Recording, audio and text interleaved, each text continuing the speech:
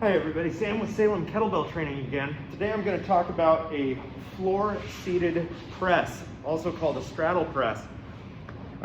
This is a great press variation, one of my favorites, for which we can use a relatively light weight and still have quite a challenge in terms of training stimulus. The reason for this is that although the legs are still active, we don't get them as that pillar-like support system that we do in a standing press. So in this variation, I can use a relatively light weight, say 24 kilo for a set of 5, whereas in a standing press, I might use 36 kilos for a set of 5,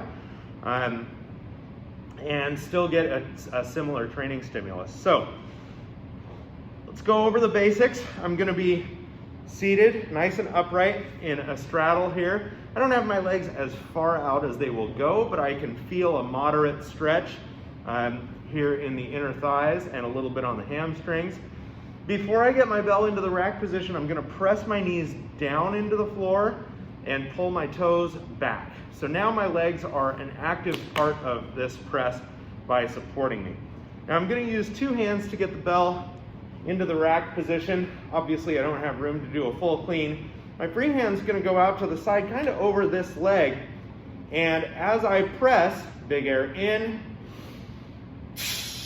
I'm going to kind of lean that way just a little bit. This helps open up my shoulder to keep it safe as I perform my press. Now, if you're doing a double kettlebell version of this press variation, you get no such luxuries. You have to have some pretty exceptional shoulder mobility. But for most everybody, I'm prescribing, if they're getting this stretch or this press variation, I'm prescribing a one-arm version.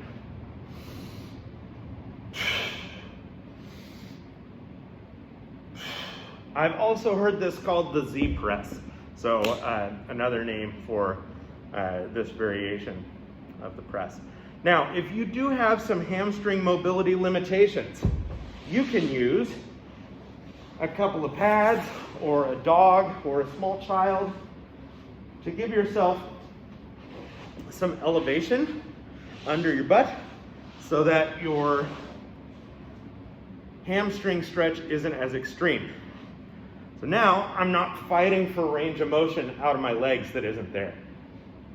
And you can see that as I'm performing this press, I can now keep a more upright torso. That's because the hip mobility isn't quite as challenged as it was. Therefore, the shoulder mobility isn't quite as challenged as it was. I can stay basically upright. This might be the version that I would use if I were doing a double kettlebell version of this press. So, floor-seated press, or a straddle press, or a Z press. I've heard it called all of those. I particularly like this. You'll be seeing it more in your programs.